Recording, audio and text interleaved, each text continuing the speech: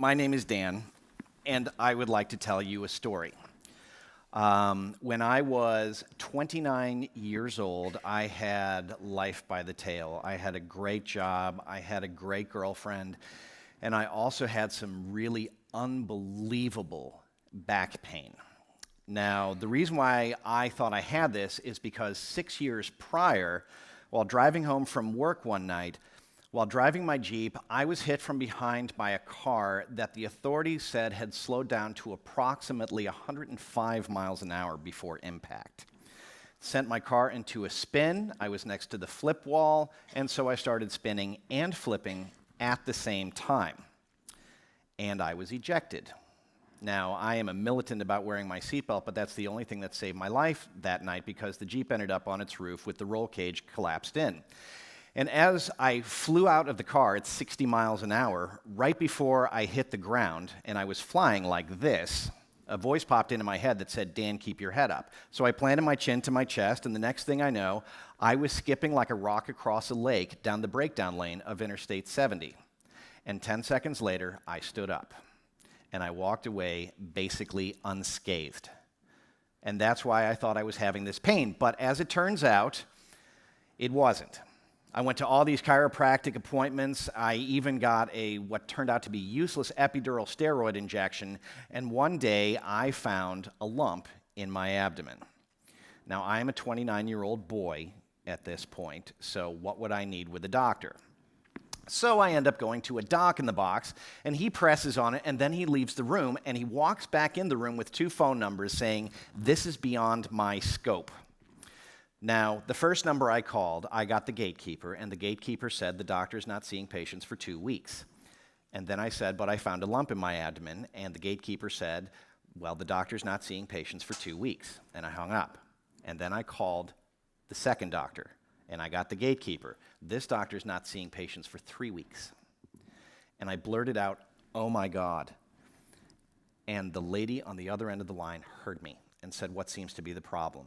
I said, "I have a lump in my abdomen." The next day, I am seeing the doctor. The day after that, I'm getting an emergency CAT scan. The day after that, they think I have possible lymphoma and a tumor the size of a honeydew melon in my abdomen. They also give me the opportunity to say, you can get a needle biopsy, which will give you 80% chance of finding out what's wrong with you, or we can do the full biopsy. So the next day, they cut me open. And then 3 days later, on the Monday, my oncologist called and said, "We've hit a home run, it's testicular." And I said to myself, I'm not really sharing your optimism on this. And I called him on it, and he agreed. I'm sorry, but this is testicular, this is treatable. So on Thursday, they put a Portacat in. On Sunday, I asked my girlfriend to marry me, and on Monday, I started chemotherapy. For 11 weeks, 20 rounds. In the middle of August, they took lefty, and the next month, they removed my port. 6 months, that's all it took to cure me. Now, 15 years away from that, it seems like an awfully short time, but in reality, it was really long in the middle of it. Thank God I had a health team that I trusted, and I had a common disease in regards to cancer, one that's easily treatable. Now, I know I hit the life lottery with both of those, but in reality, commonality is not always a luxury that all of us have. Well, that's true. So, I was a 21-year-old college student, and I just finished my junior year. I was taking a biochemistry post at KU, University of Kansas. And when I was there, I got sick. And we didn't know what was wrong, and I came home, and I had a fever. And the doctor said it was mono. And so I basically had to lay at home and rest all summer. And I did. And I didn't get better. I got worse. And when that happened, when I went back for my senior year and I made it one day, and simply walking to class and walking back from class was a disaster. And I laid on the dining room table with my heart racing and the room spinning when I got home, I knew that something worse had happened. And that's when I realized I probably had what my mother had. My mom had been sick for most of my life. And even though she'd seen doctors for decades, they couldn't tell her what was wrong or what would help.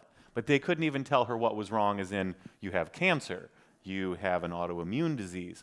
They simply knew that this was a woman who had muscle rigidity, chronic pain, her health was a disaster, she was homebound, and they couldn't even tell her what kind of condition she had. So I came home facing that, and I did the rounds just like my mom. And I saw doctors. I see that we have a fly fishing slide up, and that's going to come up in a moment. I saw doctor after doctor, and they couldn't tell me what was wrong either. And so I faced a situation, and when I did, I thought of a quote. When I was in high school, I took up fly fishing. I saw the movie River Runs Through It, and I thought it was fantastic. So I take up fly fishing, and I spend my Saturday mornings learning how to fly tie at this shop. And the fellow who ran it was a very smooth businessman, and he'd built a mail order business in addition to his tiny fly shop. And we were talking about life one day, and he said to me, if you want to make what everyone else makes, you can do what everyone else does. But if you want to make something different, you're going to have to do something different. So now I'm in a position, it's years later, I took that to mean more than money. I took that to mean something about life. So now I'm homebound, and I'm 21 years old, and the doctors have struck out. And I decided I would do something different than my mom. If I walked her road, I would be her. So I decided to tackle my problem like a scientist, and I started reading. I read 1,000 and 2,000 page medical texts, pharmacology, physiology, endocrinology. You know, I was looking for something rare because, frankly, if it was common, they would have found it. So as I'm reading, I remembered one statement that a doctor made. I had these difficult symptoms, so I had these problems, and they reminded us of a thyroid problem. But he said, your condition changes too fast to just be accounted for by a thyroid problem. That was all he had. He went on to, go see a shrink, he had a host of other advice, but that comment stuck with me. So when I was reading this endocrinology text and I ran across a sentence that said, the clinical manifestations of hyperthyroidism and hypothyroidism resemble overactivity and underactivity of the sympathetic nervous system. So basically, the body's adrenaline system, if it's turned up or turned down, can create symptoms that look a lot like a thyroid problem. And what was I having? So I could walk about 50 feet, and I could only stand for a few minutes. And if I ate the wrong kind of meal, I would have a disaster. I had muscle pains all over. And if I ate the wrong kind of meal or exceeded any of those limits, my heart rate would go to 140 or more for 2 hours. And so I would be laying in bed with my heart as if I was running a race. And so I had these unusual symptoms, but they came on quickly, and they weren't quite consistent with a thyroid problem. So I pieced together information from all of the books. I found pieces in each that signaled I might be onto something. I went to the doctors and I said, I think that there are chronic disorders of the sympathetic nervous system, and I think I may have one, and if there were disorders like this, they'd create the kinds of symptoms that involve heart rate, blood pressure, metabolism, digestion. And the doctors said, problems like you described don't exist. And I said, but they could. See, to a doctor, the idea that a patient has sort of rolled into his office and described a class of disorders that he doesn't usually encounter and doesn't know anyone who treats or specializes in, that's pretty much absurd. But to a scientist, the idea that there's a complicated system in the body and nothing could go wrong with it, that too is absurd. So that was our stalemate. And it was another 9 months, as you see, before I got a computer with internet access. And when I did, I was able to find a nonprofit devoted to the kinds of problems I said existed and was told did not. So I started reading. I got medical journal articles. I used Medline. I scoured the world for what I needed. And I had friends who were now in med school, as I was laying at home, get the articles and send them as PDFs. And I read and read. And 18 months later, I'm a 24-year-old college dropout in a wheelchair presenting a paper at the American Autonomic Society's annual meeting.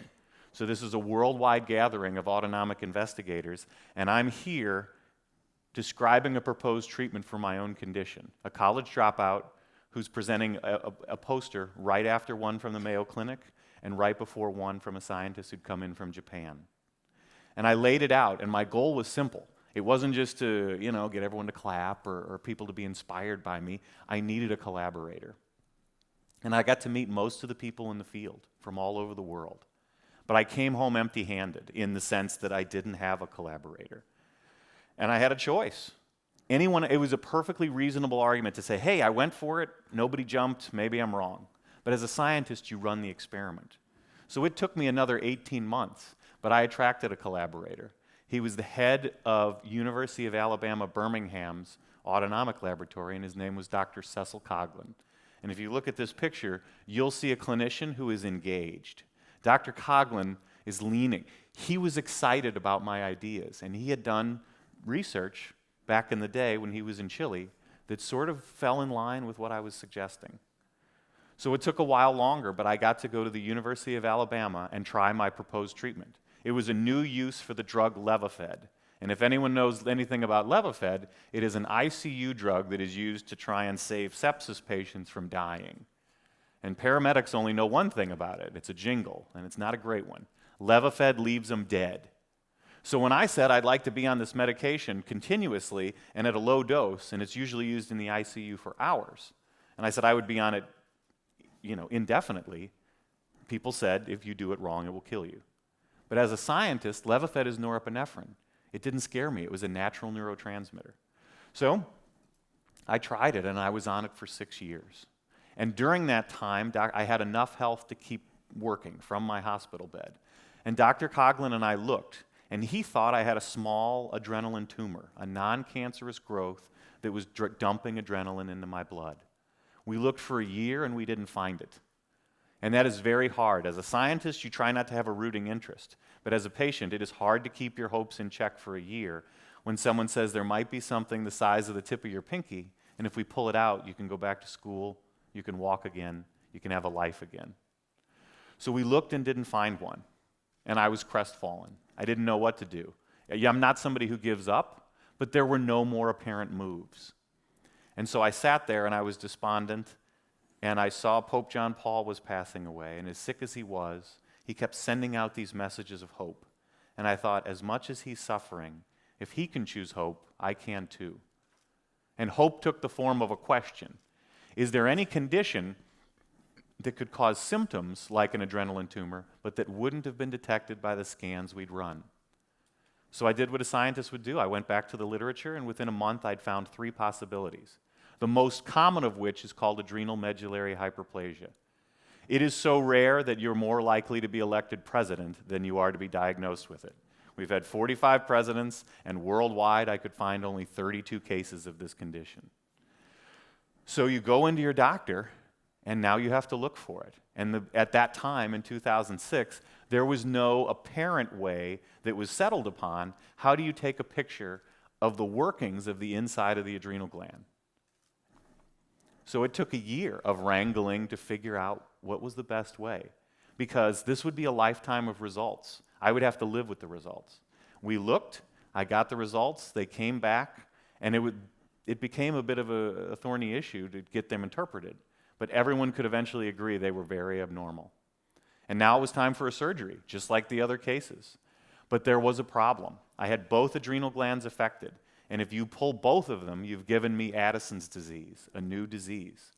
So if you're a doctor and you take an oath to do no harm, and you give a patient a new disease in the hopes it's better than his old disease, you have to be pretty confident you're doing something that's going to help him. Well, they were not.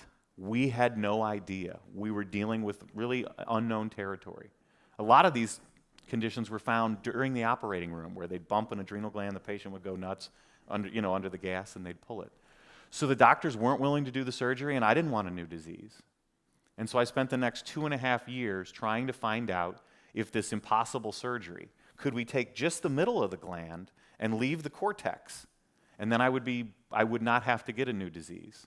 It took me 2.5 years to prove that this surgery that was largely believed to be impossible was indeed possible.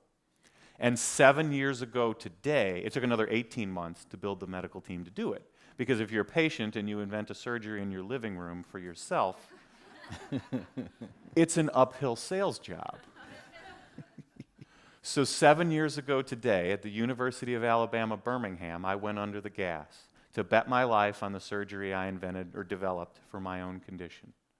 The surgery was initially done in 1923 on dogs. in Argentina. That was not an easy article to find. The guy who did it went on to win a Nobel Prize. And the most exciting thing is, as Dr. Coughlin, except for it working, as Dr. Coughlin retired, I sent him this article at home, and he looked at it, and he recognized the name. Dr. Coughlin was from Chile, and his mentor had been mentored by Bernardo Husset, the Nobel Prize winner, who invented the surgery. So there was a direct line from Bernardo Husset to Dr. Coughlin and to me almost a century later. I bet my life on the operating table, and even though my recovery was complicated, it paid off. So that was my story.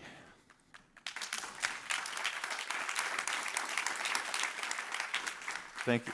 And now when we look at the idea of dogged patient research, the question is, where did I come up with all this information? Where do you find things like that? So I have a little bit of a list. Medline, journal articles. I had friends get them from med school. When I couldn't, I contacted the authors themselves, and they sent them.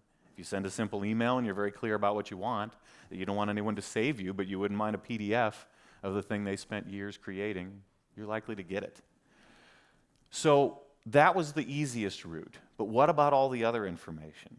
Well, I worked with basic scientists, with clinicians, with large animal veterinary surgeons, with medical historians, veterinary pathologists, biomedical ethicists. If you're going to invent a surgery, you have to understand what you're asking someone to do ethically.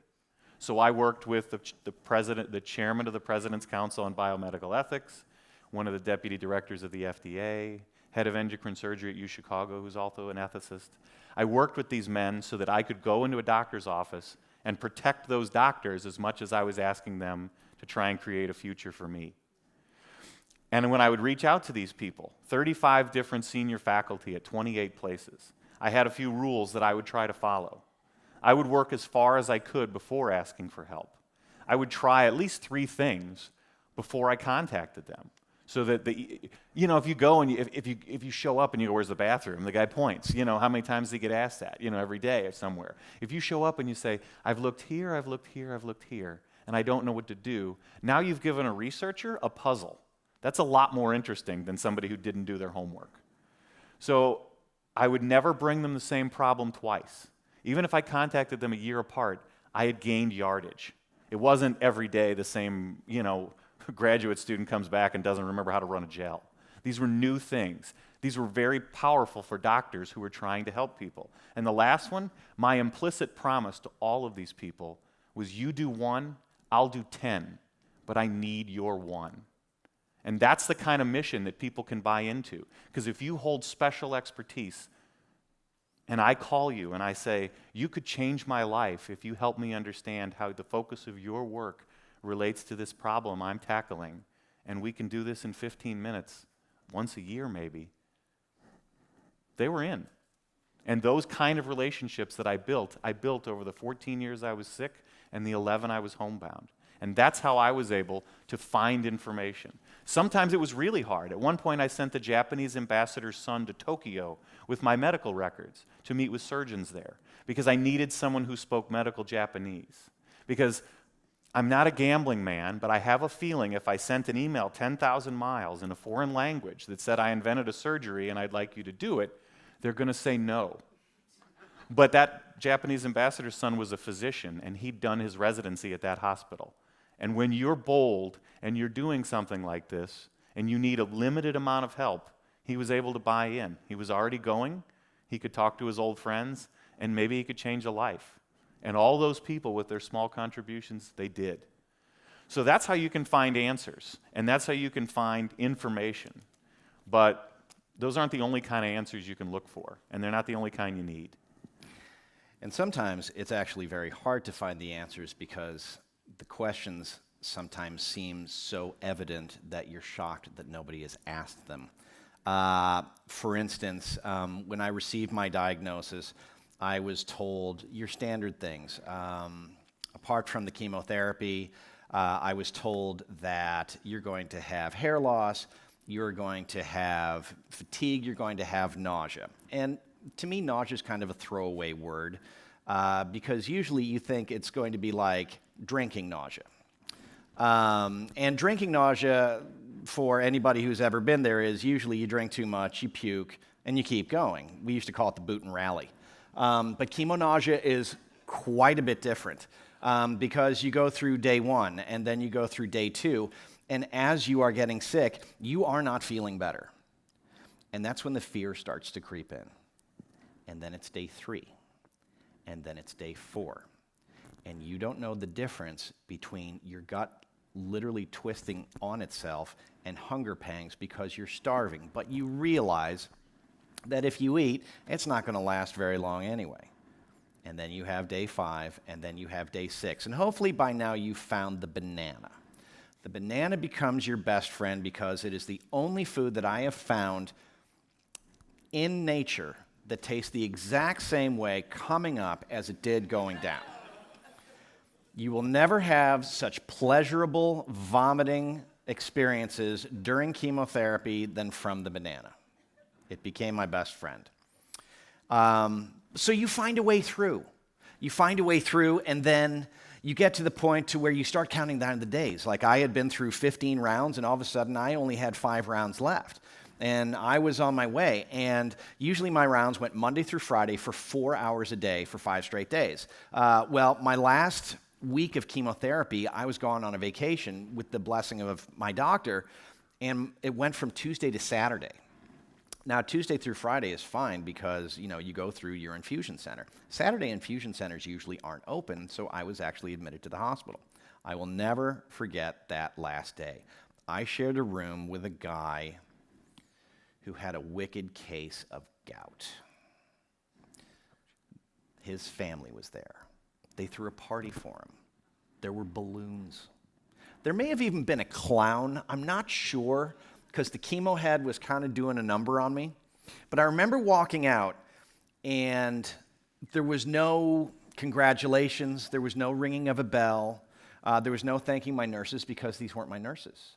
There was no going across the hall to say thank you to my oncologist. There was nothing. And I thought to myself, what the hell just happened?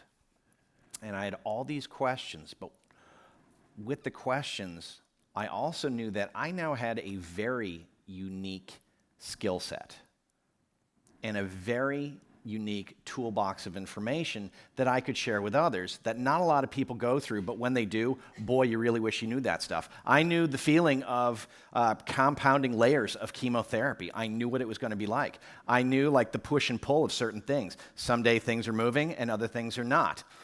I even got to the point where it became commonplace where I would be sitting on the couch watching television, and the next second I looked like Ted Stryker trying to land an airplane.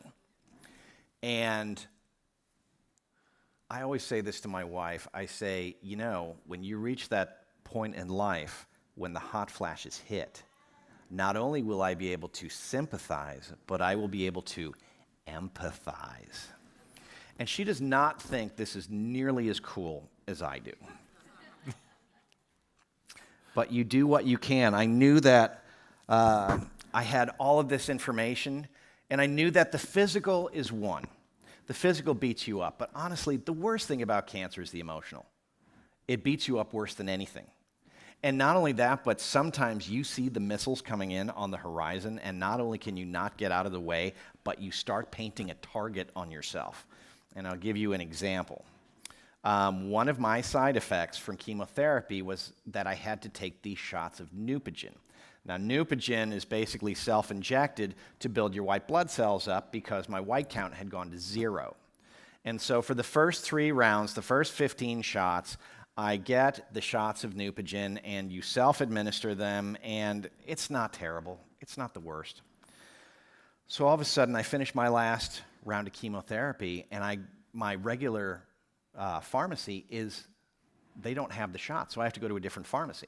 So I go to a different pharmacy, and I pick up the shots, and I bring them home, and I open them up, and I realize that the gauge on the needle is way thicker than the needles that I've been going through before. And then I realized very quickly that this is going to be the worst part of my day for the next 5 days. So I finally get to my last shot of Neupogen, and I'm going to go through something grandiose for this momentous occasion. So while sitting on the edge of my toilet, I open up the bag, and I dump out the last shot into my hand, and it bumps my hand and falls to the ground. And then something else bumped my hand in the bag and fell to the ground. And do you know what that something else was? Adapters to make the needles smaller. And do you know what I did? I jammed the big needle into my leg as my penance for the puppet show of not actually looking into the bag. Yeah, I'm an idiot. But I also realized that I'm the only one who ever did this. No one could understand what I was going through. Isn't that what we say to each other? I know we say it to ourselves. No one could understand. That's why a lot of people, when they get cancer, they kind of shut down, because who could understand? But I'm kind of a social person, and after I felt like getting sort of away from my isolation, I started looking online for different places that could possibly help me, because I was kind of odd. I was a young adult that had just survived cancer treatment. And I realized that there really was nothing else out there. And truth be told, I was not the only one who found this. The man in this is named Matt Zachary.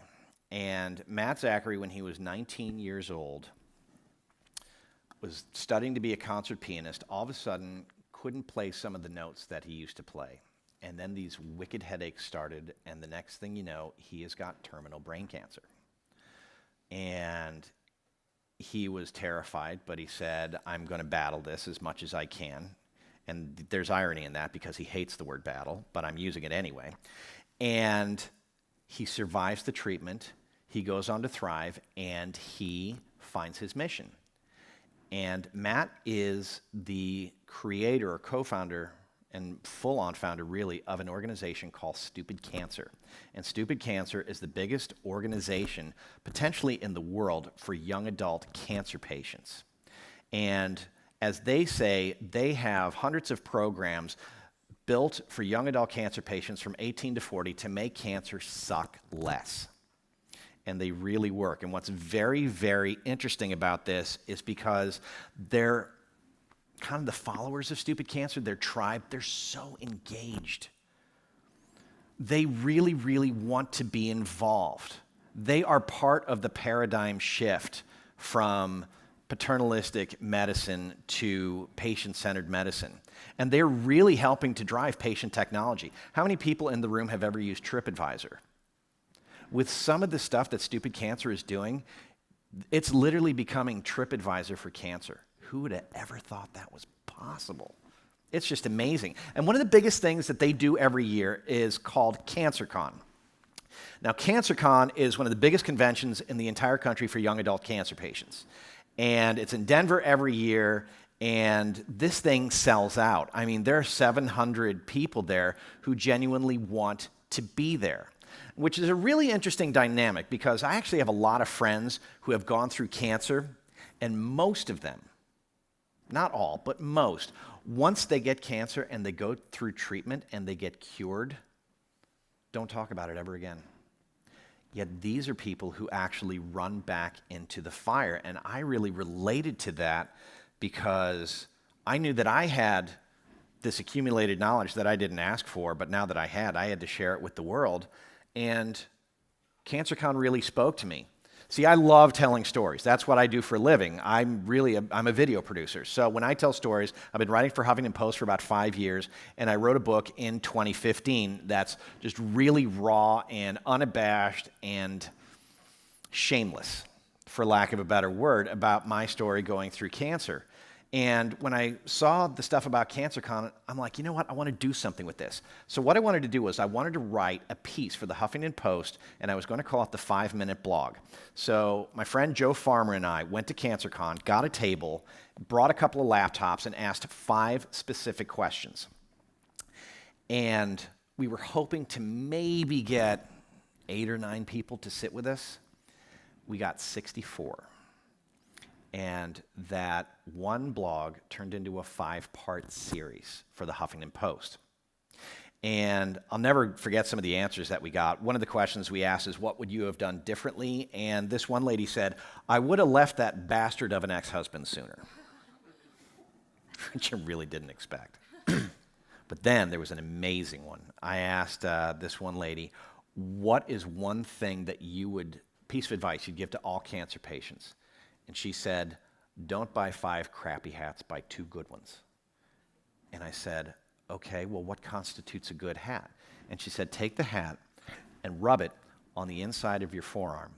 And if it doesn't itch there, it's not going to itch your head. Mind blown. And it's amazing. When we released these blogs, we released them in a blind CC, and all these people who had taken part reached back out to me and said, oh my God, I really wish I would have known that. I really wish that would have helped me so much, about a number of different answers that we had. And I realized that this was information that people could use. Beyond this is your diagnosis, and this is your treatment, and this is your expected outcome. That is the big. But we don't live in the big. We live in the small. The hat is the small. And the small is where we exist between the big. And the small is what keeps the big from just going out into oblivion and crushing us. And knowledge undergirds all of it. It absolutely undergirds all of it. It is so important. And if you think about it, that knowledge, that data, sometimes is really, really hard to get. How often, do you see, you get an exit survey? How often do you fill them out and really spend time with it? For instance, what if you're on Macy's online, and before you start shopping, this little thing pops up, hey, would you complete a survey, after you're done shopping? How many people actually do it? I'm not going to take the time to do that because I just don't feel like it. Yet, with this stuff, with CancerCon, these people are running into it. They want to be there. They want to share what they know. So, and that data is not only helpful to patients, but sometimes, this time, it's the difference between life and death. So, and that's amazing, because the small things are shaping your life, and they're shaping your quality of life. And patients they talk about these small things, they talk about what affected their life, and they also can talk about doctors. But the truth is, if you have access to people who've interacted with a doctor, it's very easy to figure out if the doctor's good. So you can ask a doctor who's never been a patient of a colleague how that doctor is. And since the role of being a physician largely comes down to what do they listen and what kind of decisions do they make, it's pretty easy to get an assessment for someone's temperament and the rest of it. But it's not easy for a surgeon. Why not? It doesn't matter if they're nice, it doesn't matter if they're swell, it doesn't matter if they're empathetic, it doesn't matter if they're the best person to drink with. Surgery is a physical act. What do you need to know? Do they make their free throws? Do they win every winnable case? Are they gifted with their hands? And when I had to bet my life on the surgery that I developed for my own condition, even though it took me 18 months to build the medical team, and even though the pool of surgeons who could potentially do this in the country was very small, somewhere between a dozen and 20, I finally found one, and he's ready to operate, and that's great. But I'd still like to know. If I'm the person doing the research, you don't just sold, right? If you get an offer on your house, you probably want to know what it is before you take it. So how do you find out? And so I looked around, and I found somebody who had done their fellowship. He was a cardiothoracic surgeon, not an adrenal surgeon, but he had been in the OR with Dr. Marty Heslin, who wanted to do my surgery. And I wanted to know what it was like to be that guy. Not to be the fellow at the conference here, out there drinking the orange juice, asking him how the burger was. I wanted to know what it was like, and he said, if I had to have a surgery like this, there's nobody I'd trust more. Now, he hadn't been in the operating room with the other dozen people, but he had direct experience with the man I wanted to change my life, and that was good enough for me. And that's real research. That's not the same as Medline, but that's real information. If you're going to live with a lifetime of the consequences, that's what you want to look for, are things that matter to you. So that brings us to the next point, which is I want to talk to you a little bit about the doctor's office visit. We have games, there's sort of, Dan talked about being lonely. He talked about, the struggles you go through with nausea, these other things. Sometimes I would have 5 visitors in a year when it came to friends coming by. So I was alone almost all the time. When my mom went into the nursing home, I was alone all the time. You know, I had friends I could call on the phone, and they didn't cut me out of their lives. It just didn't work out well. But that was life, and now it was time to go to work. And if you don't think a doctor's appointment is work, then you're either not sick enough or you're not giving proper credit to the fact that this relationship could change your future and your life. So let's say you do that. Now what do? What is your job as a patient going in? All week we've been talking about, we're talking about empathy, we're talking about communication between providers. There's been a lot of people offering, concerns and hope for the future. I'll tell you how I built relationships, because when I was in the social movement organizing masterclass, one of the things they held up as important was modeling. So your first job is to stay cool. Doctors are going to tell you things, and you're going to flash. My poor mom would do this. Everybody has moments. When someone says you have cancer, you go, ah! Your job is to stay cool. I'm in the hospital. I have both of my adrenal glands at one point. I'm in the hospital, and they want to see, while they're checking me out for staph infections and horrible things, they also just want to see if I have adrenal insufficiency, because I have some weird symptoms. And so the first doctor comes in and he says, your levels were low, you have adrenal insufficiency. And then he leaves. And 4 hours later, the next doctor comes in, and he says, your absolute level was low, but your increase was normal, you're probably fine. And then he leaves. And those are different. And then the third doctor comes in and he goes, good news, your adrenals are fine. So that's one day, same test, same hospital. These three guys are having lunch together. They're talking in the hallway. And they gave me 3 different answers about what my future would look like. Your job is to stay cool.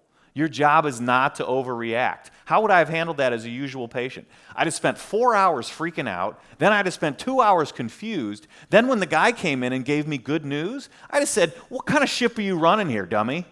What are you doing to me?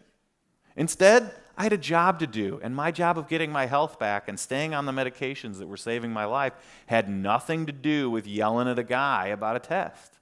So I just stayed cool.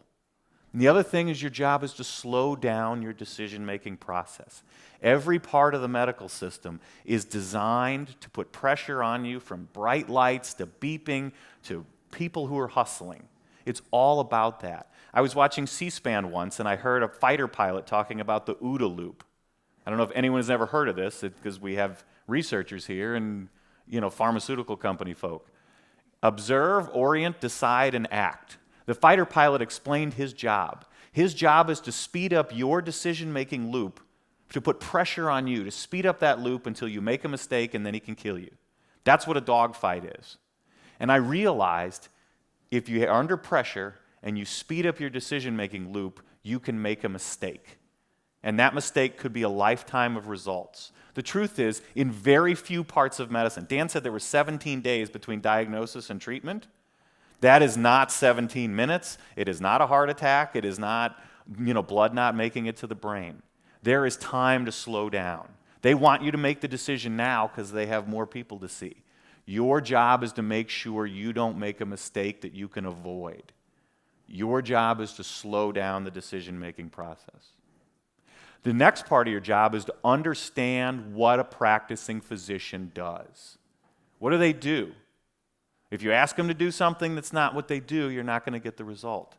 So the truth is, a practicing physician's job is to treat as many patients as possible with the means and methods available. Just like Ed's story told me, if you want something different, you're going to have to do something different. There's no front door to research medicine, but if you realize that specialists can't give you the answers you're seeking, you're going to have to think about it. And if you ask a practicing physician in the office visit to do something that's not their task, you're going to have a hard time. So what are practicing physicians doing? Are they saving lives and devising treatments and doing all of these noble things that sort of bring a tear to your eye in a Hallmark movie or something? What doctors are really doing is making one decision. Everything you say to them and everything they hear is related to making one decision. Do I treat? Do I advise? Do I refer? They are action-oriented listeners, and they are listening to make that decision. And it shapes every other part of the appointment. And that's okay, but that's what they're doing. So now, what are the rules of the game, right? When you're in this doctor's office visit and you're a patient. What is the doctor thinking when they're interacting with you? They follow a set of rules. And these rules make the office visit, these are the rules they use on everybody. And if you want something different, you're going to have to do something different. So what are the rules? Then we'll look at how I change them, just slightly. Simple is necessary for compliance. Compliance is necessary for success. Non-compliance is common. I commonly encounter problems. I rarely encounter rare problems. The standard treatment works on most of the folks most of the time. If it doesn't, we'll try another option. If that doesn't work, we'll refer them. If it's a tricky case, we'll refer them to someone else. So my condition was rare, and you can't just keep sending me to people because that takes 4 months. I can lose years as people walk in having done no homework and realize this one's unusual. So I redefined the office visit, and it was a small redefinition, but it was easy to pass on, and it changed everything. I did 4 things. Doug doesn't always fit the model. Now, when you get a blood test or when I go, this medication's making me keyed up, and they go, usually makes people tired. Instead of that being like a challenge, like I'm not right, they're saying, they say Doug doesn't fit the model. And it's not a roadblock. It doesn't mean we're done, but it keeps us moving. Doug has well-researched ideas. With Doug, we often ask why and why not. And compliance is not an issue with Doug. If complicated works best, we do complicated. So how long does it take, once you've got this redefinition and you've built this new relationship, by not bringing baggage from the past and by sort of helping people understand that you're the zebra, even though they usually see horses, how do you communicate that? This is what it sounds like in the hallway where you're not. This next patient, this is the one that shows you that they don't always fit the model. You've never seen a patient who's done research like this. His case is rare. We slow down and we have to think about why we're seeing what we're seeing. And why is this patient on Q6 instead of 4 times a day, instead of twice a day? With this patient, compliance is not an issue.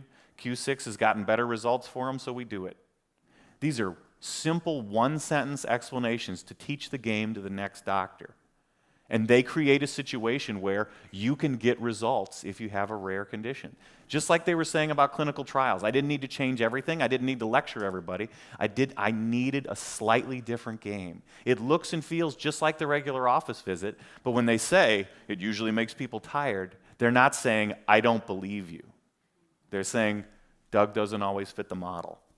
So that's your job if you're a patient, is to do all you can to work with them and get the results.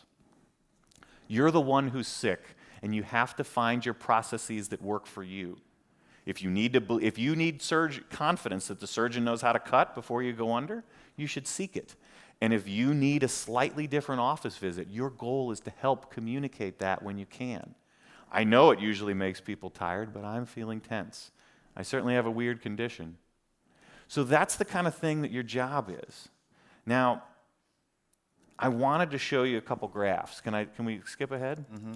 So this is what the new dynamic of a patient would look like, potentially. If you're engaging patients who are passionate and informed, you as a doctor could partner with them and learn and slightly redefine the patient-doctor relationship.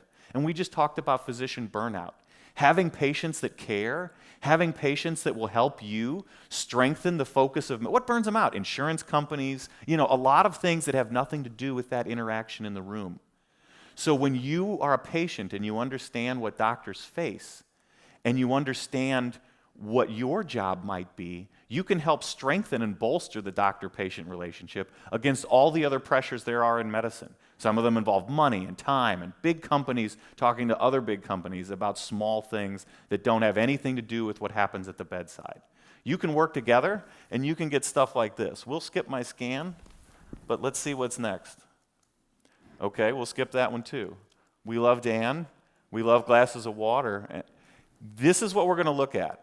So this is what I built to sell my surgery. It's a 363-page interactive PDF that has overview, excerpts from articles, reports and letters, radiology images, and then the full text of the articles. Because if I gave the doctors just the quotes, they're going to say, I'd like to see the article. And if I give them the article, they're going to say, I don't have time to read this. So I built something that could answer all of their questions. It was searchable and linkable. It had links in it, and you could fly through it like a website. You could remember that the surgery I needed was done in a monkey and nothing else, type the word monkey, and find it. And everything led back to the contents page. Let's see what's next. So this is how big an adrenal gland is, and that's what slides look like. And doctors all hate them, because if you're an internist, it's either clear and you don't want to look at it, or it's complicated and you want the pathologist to look at it. So let's see what I did. When we needed to talk about the chance to build a new surgery, I built a digital model of my adrenal gland by digitizing the slides. I put anatomical directions, the raw data on top, and I zoomed in and blackened every cell that we needed to remove so that people could see the opportunity of where they could cut and where they couldn't. They could fly on those little 10 strips through the adrenal gland front to back. They knew where they were. I built a new way to talk about this. It was communications, because those glass slides, Dan and I can't even look at them at the same time.